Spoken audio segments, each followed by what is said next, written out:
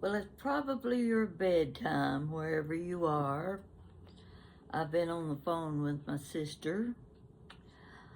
The way that works is she talks and I listen. Now, if she's watching this, she's going to disagree. But I'm telling you the truth. I've been listening for an hour and a half.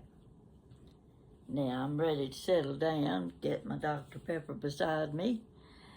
And it's getting pretty late, but I decided that's one of the reasons I took early retirement is because I like to stay up late at night and get up late in the morning.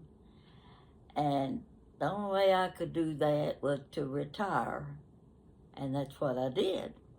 So I do stay up late every night. So if you want to call me and talk to me, I'll say you can call before midnight.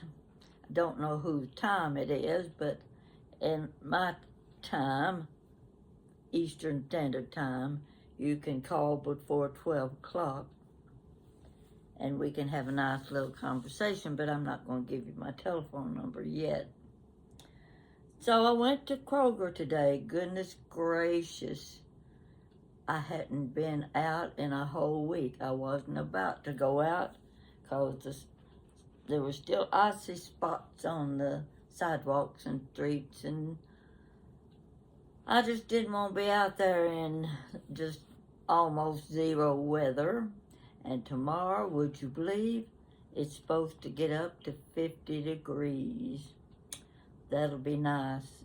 I hope the sun's shining and will melt the rest of those big old piles of snow on the side of the streets. Now, I don't have anything special to talk about tonight. I just feel like talking. I was talking to a friend a day or two ago, and he was commenting about he had seen a picture of a house that reminded him of one that I have shown, that pictures of the house I grew up in. And so he sent me that picture so I could see it. It reminded him of my house. And in talking about the house, naturally, I had told about how many sisters I had, my two brothers, and there were 9 kids altogether being raised. One or two at a time would leave as the younger ones grew older. So it wasn't always 9 kids, but the house we were looking at in the pictures were the house that my daddy built. Now back then, he didn't know he was going to end up with 9 kids in that house. So it only had 2 bedrooms. And in those days, kids slept together. You didn't have your own bedroom and your own bed.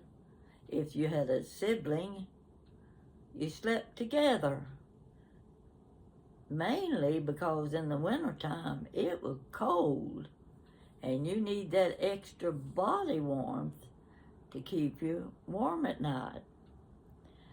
So he was telling me that he was from a small family, and he remembered going to his grandparents' home and what have you, and he got to sleep in bed with someone else. 2 beds in the same room. His parents were in one bed, and he and his sister were in the other bed. He didn't have to do that at home. And he says, I just can't imagine you living in a house like that. Now, later, Daddy closed in our big back porch, and that gave us 3 bedrooms. So he says, I tried to visualize where all of you kids slept. I said, well, for one thing, he remembered his mother saying something about sleeping in the bed, and grandmother would heat the bricks and put at the foot of the bed to keep them warm in the wintertime. And I had mentioned the same thing, so we were going over that little discussion, what have you, and I said, oh, we would sleep pack saddle. You know what I mean by pack saddle. You know, here's one, here's the next one, sitting. We'd sleep like this, you know, and that would keep us warm. We'd turn over at the same time. One turned over, the others turned over. So we always had 2 and 3 kids in the bed together. And we'd get into arguments sometimes because who was taking the cover, who was pulling the cover over on their side, and you grab hold of it and pull it back, and that was reason enough to get into a fight. Now, it wasn't a physical fight. It was just we said a few things we probably shouldn't have said. But anyway, that's how we slept in those days. And I was talking about sisters and brothers slept together. You just had to. There was no choice. And we didn't even have closets in the house. They didn't build houses with closets. You had wardrobes. Oh, I'd say a lot of you still have those old wardrobes. I had one of them that almost touched the ceiling, and it was one that was built without any nails or screws in it. When you took it down, everything came apart, folded up, folded down. And that huge wardrobe. And you wonder, well, where did you put all of your linens, your clothes and things? Some of you probably are not familiar with what was called a press. The older people will remember. A press could be anywhere in the house. It didn't have to be in a bedroom. It could be in the dining room, because it's just always nice wood, mahogany, walnut, cherry. They were big pieces. They're very tall. Drawers and doors. That's where you kept your clothes and your linens, and it's called a press. So in talking about that, I said something about I had one brother who was a sleepwalker. Well, he was fascinated with that. You don't hear people talk about sleepwalking anymore. But my older brother, he was the one that was killed in World War II. He was a sleepwalker. So one of my sisters had to sleep with him. And the front bedroom is where my sister, I think it was my sister Jeanette, was sleeping with my brother Bug. Bug was his nickname. His grandfather gave him that nickname, and it stuck. He used to fly June bugs. You know, he'd tie a piece of thread to the June bug's leg, and you'd hold on to that long string, and the June bug would fly round and round and round and round. You could hear it buzzing. And so my grandfather would tie the string on the June bug, give it to my brother, and he was probably 2 years old. And he'd stand there and hold that string and watch that June bug go round in circles over and over, so he eventually got the nickname Bug. Well, Bug was a sleepwalker. Jeanette was sleeping with him in the front bedroom, the guest bedroom, that is. So the side of the bed, the back side of the bed, was against the wall where there was a window. And back then, you know, your windows raised up and you had screens on the window. She slept on the outside of the bed because you never knew when he was going to climb out of bed, and of course he would come out on the side where the bedroom door was, and she would sleep on that side so that if he started to get out of bed, she could stop him. Of course, he didn't know he was asleep. He didn't know he was sleepwalking. One night, she was on the front side of the bed, he was on the back side of the bed, and he was going to get out of the bed, and he jumped over her through the window, broke the window, and the screen fell out. Oh my goodness. You can't imagine what a ruckus that was in the middle of the night. What in the world is happening? So she jumps out of the bed and runs to get Daddy. Now this was in the middle of winter. Daddy slept in his long underwear. You know, kind of buttoned down the front, and you had a flap on the back side that buttoned, and he slept in his underwear. Well, there was no time for putting on clothes when it was 2 or 3 o'clock in the morning. He had to go after that kid. So my brother's running out the road, and Daddy's in his long underwear running out the road chasing him. Do you know what it's like to have someone in the family that walks in their sleep? Well, he was the only one, thank goodness for that.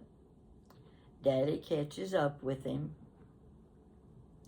He brings him back to the house, and the old pot-bellied stove was close to the front door.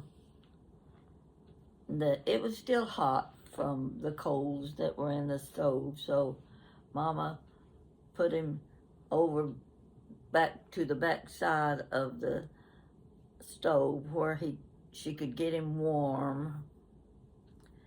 And he had cut his chin right in here. Had a cut from jumping through the window. He did not wake up until Mama was able to get him awake. After she got him in the house and got him warm, he woke up. Now she had to take him to the doctor the next day and get stitches put in his chin. So he had a little slanted scar right there, right in that dip. He would never let any of his friends or anybody know how he got that scar. You know what that would have meant. They probably would have called him Scarface. Who knows what nickname they would have given him if they knew he walked in his sleep. Well, it was another night. This time it was summertime. The carnival had come to town, or the circus or carnival, don't know which it was, probably a carnival. So Bug had gone to the carnival, and my 2 sisters went with him. Mama wouldn't let them go by themselves. They were the younger sisters. She wouldn't let them go to the carnival at night by themselves, so he took them to the carnival. And of course, I'm sure they rode 2 or 3 of the rides and got some of the cotton candy, and you never went to a carnival that you didn't ride the merry-go-round. I was one of those that couldn't ride any of the rides because if I did, I would get sick. So I sat on a bench and I watched my sisters and my friends and whoever was with us. I watched them going round and round and round on the merry-go-round. Then I watched them going round and round and round on the Ferris wheel. And one night, this was when the carnival was held by the railroad tracks. I got on the swings. Now the swings went around this way, and they would go way out when they got going fast. They went so far out they were flying over the railroad tracks. That scared me, really scared me. Not only that, I was getting sick and there wasn't anything I could do. Well, I crawled off those swings. Oh, I was a lot of fun to go places with. Really a lot of fun. All they could do is sit and laugh at me because I couldn't ride any of the rides. Well, anyway, this one night, after they finished at the carnival, they came home that night. Everybody's in bed asleep. And Mama hears the awfulest ruckus in the living room. Sounded like somebody throwing rocks at the walls. And Daddy goes in, and there's my brother. Mama had a little knick-knack shelf on the wall, and on that little knick-knack shelf were little figurines like little dogs and little cats and, little tiny vases and things like that. These were the things that my sister had gotten at the carnival, probably from throwing a ball at the ducks. They always had those little ducks that went around, and the boys would shoot the little rifles and see if they could hit a duck. If they hit a duck, or if they hit I don't know, whatever they had up on the back wall, if they could get one, they could win a prize. And so my sister had her little collection of figurines on this little knick-knack shelf, just about that big, those little things there. And when Daddy grabbed my brother by the arm, he was throwing those little figurines against the wall and breaking them.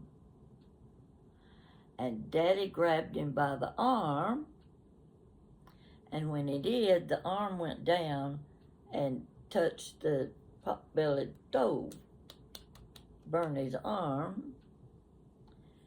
But Daddy says, "Son, what are you doing?" And he says, "I'm going to win one of those. I'm going to hit one of them, I'm going to win one of those." He was dreaming he was at the carnival.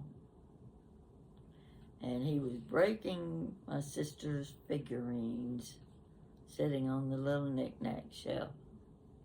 So you see, if you know anyone that's a sleepwalker, you probably know exactly what I'm talking about. When you say they walk in their sleep, they just unlock the front door and out they go. So somebody has to sleep in the same room or the same bed with them to protect them. So my friend, I don't think he had ever heard of anyone who was a sleepwalker. So he said, Pat, that'd make a good story.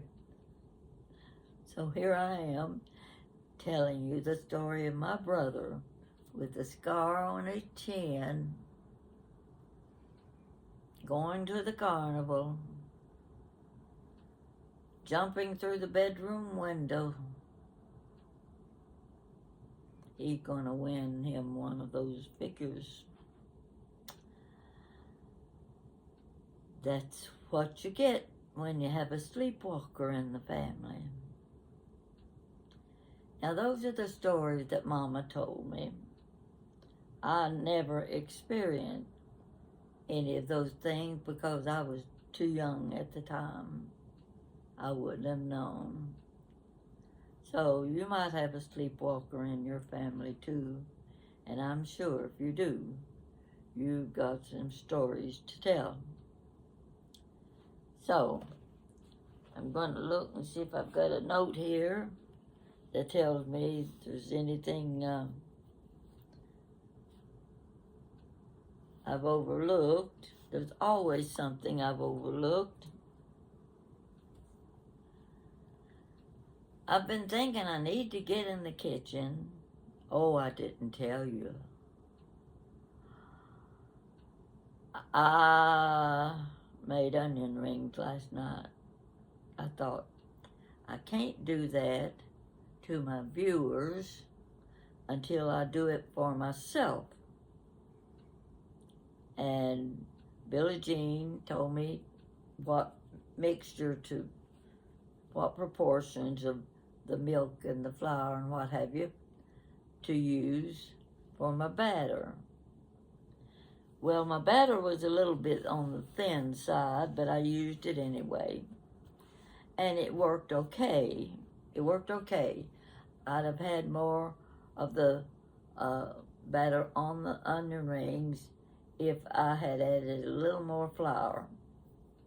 But I didn't. But one onion this size made this many onion rings, and they look so pretty. They just kind of golden. Some of the batter came off, but I fried so I could eat it anyway. I came to the living room, sat down on the couch, turned on my iPad, and I sat there and ate a platter full of onion rings. That was my dinner last night. I didn't need another thing with those. They were so good. So, I'm going to see if I can't straighten up the kitchen a little bit and make room for a big... I used my wok because the wok was deep and I could get enough oil in it without it being spread out. I could get enough deep oil in it to fry my onion rings. So I promise, I don't make many promises, but I promise I'm going to make another batch of onion rings. Not just so that you can see what they're like, but for me, I'm making them because they're so good that I want another batch of them. So when I went to Kroger today, I bought an extra onion, and I wanted a big one this time. I wanted a lot of onion rings. I didn't realize I was out of cabbage, I was out of carrots, I was out of Flour. My flour was down to about a half a cup. Sugar, the big jar of sugar, I was scraping the bottom. Oh, I better go ahead and get some salt too. I'm out of ginger. I can't make chicken stir fry unless I've got my ginger. Oh, what else did I have to get? I was going up one aisle and down the other. I didn't realize how many things I needed just to make onion rings. I was just about out. I dreaded emptying those groceries. Oh, that's my biggest dread, is having to empty those bags and find room for more cans in my cabinet. I've got anything you want in cans except I didn't have the mandarin oranges, and I was going to do a dessert. What that dessert called for? Mandarin oranges. So I had to get those too. Oh, I don't know what all I got, but I am pushing and shoving and stacking and whatever. I've got so much food in my kitchen. What I'd like to have is a good cook to come and use up some of those things. But I'll get to them. I had, what did I eat for supper? Oh, I bought a Stouffer's chicken Alfredo, frozen, you know, those little one person. I don't buy the big family size. I just buy for one meal. And of course they have Marie Callender and what's other ladies and Stouffer's and who knows what else, other brands. So when I saw the one with Stouffer's, I love chicken Alfredo with a little broccoli in it. Just doesn't take much broccoli, but to make it good. And I thought, well, I'm not good at making the sauce. I'll take a chance on Stouffer's. I ate it for supper, and sure enough, it was good. Really good. I was surprised, so I guess I won't be sampling with my own chicken Alfredo anymore. I'll be buying Stouffer's. It was good. So I'll recommend that one. Now this may have been just that one that was good. Maybe the next one I buy won't taste as good. We'll find out, because I'll be going back for something that's so quick to stick it in the microwave. 3 minutes and then 2 minutes and supper's ready. So I don't have much of anything here to talk about. Got my TV fixed, got my telephone fixed. Oh, there's so many things I need to learn on my iPad. I need to learn how to pause while something's in the oven. You know, if it's going to take 30 minutes and I've got to wait, if I'm doing a video and I've got to wait 30 minutes, what am I going to do during that 30 minutes while it's in the oven? I need to learn how to pause my video, and then when it comes out of the oven, then I can click a button and continue my video. I don't know how to do that. That's one of the reasons I don't cook. So I'll get that figured out. Probably Billie Jean will teach me how to do that. Everything I've learned so far, he's been pretty good at showing me how to do it. And he's got all the equipment that's needed. Oh, my blue and white dishes that I had on the table,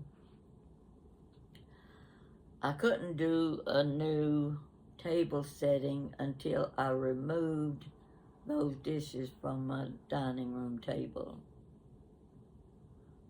Every china cabinet full. I've got room maybe for 2 or 3 toothpicks. That's about all I could put in those cabinets. What am I going to do with my dishes? Fortunately, I saved the boxes that they came in.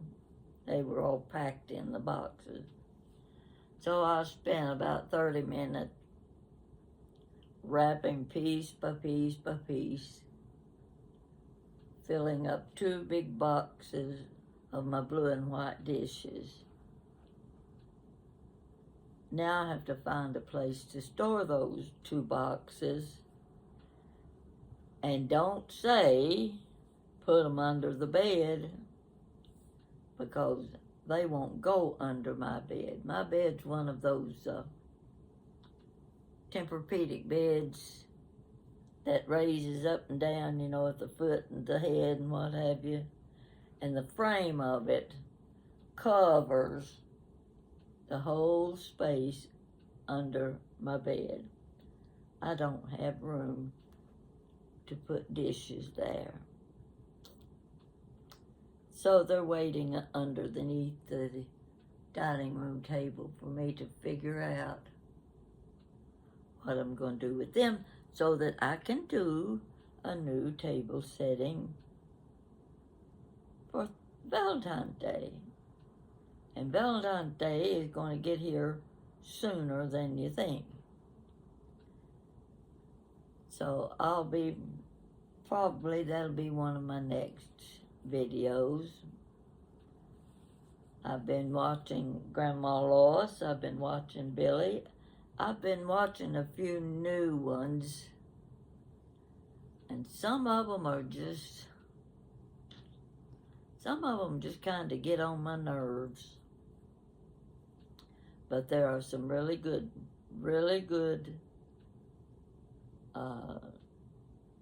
videos on my iPad. You can learn a lot. I don't want instructions on how to do things. I just want to see pretty things that you can go and buy and set them up and look at them and admire them. It's going to be my bedtime pretty soon because it's getting close to midnight now. And I'm watching something on TV. I don't know what that movie is, but I'm sure if it's an old one, I've seen it. In fact, I started watching Oklahoma tonight. I hadn't seen that movie in a long time. And remember Rod Steiger? Rod Steiger's good in anything he played in. Always good actor. And Shirley Jones. I think one of the best movies she was in was with Elmer Gantry. That was one of my favorite movies with Burt Lancaster. I think that was his best movie. So, anytime Elmer Gantry's on, I'm going to be watching it. And I haven't seen that in several years now. But I do like to go back and watch the good old movies that were made in the 50s and the 60s. I cannot tell you a single movie star today. Not a one of them. Unless it's Clint Eastwood, and I think he's kind of at the end of the line now. Clint Eastwood, and who else would there still be making movies that I would recognize? Can't think of anybody. So, I'll just go back to the old Turner Classic Movies and whatever else is on Netflix and what have you. But if you've never seen the movie Oklahoma, it's a musical, but it's really good. And if you ever see the movie Elmer Gantry, I guarantee you'll like it. That was one of Shirley Jones' first movies, I think. She was good in that. She didn't have a big role, but she was good in the part that she played. So I'm going to, I think I'm going to go in the kitchen and get a bite of something to eat. I haven't had, what did I say? I had Dovers for supper, but that was several hours ago. So I'm going to drink my Dr. Pepper, see what kind of messages I've got. And folks, you've got to keep watching, and you've got to tell your friend to watch me, because I want to build my viewers. I want to have a lot of people watching me, but I want you to watch me because you like what I have to say. And most of you seem to like the old stories, but I'm going to run out of them soon. And all I'll be talking about is going to Kroger's and how much money I spent. And I did. Yes, I did. But I've got enough to, in case it decides to snow again, I'm stocked up. So you take care. Have a good night's sleep. And wake up in the morning to 50-degree weather. Won't that be great? That means I won't be able to resist the temptation to go to Home Goods. I'll let you know if I find anything interesting that I can't live without. So, you check back, and I'll have another story for you soon. And thank you so much for watching me. You don't know how encouraging you are. The things you say, your compliments, and I know you would not be telling me these things if you didn't mean them and believe them. And at my age,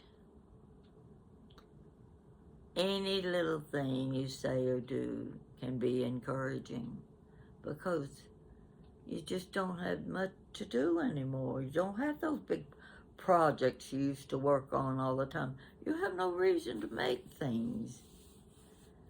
And there's nobody to talk to on the telephone. The phone doesn't ring unless it says spam. Yeah.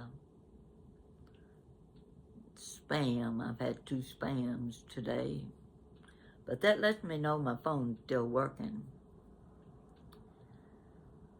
So you take care, have a good night's sleep, and I will see you later. Thank you.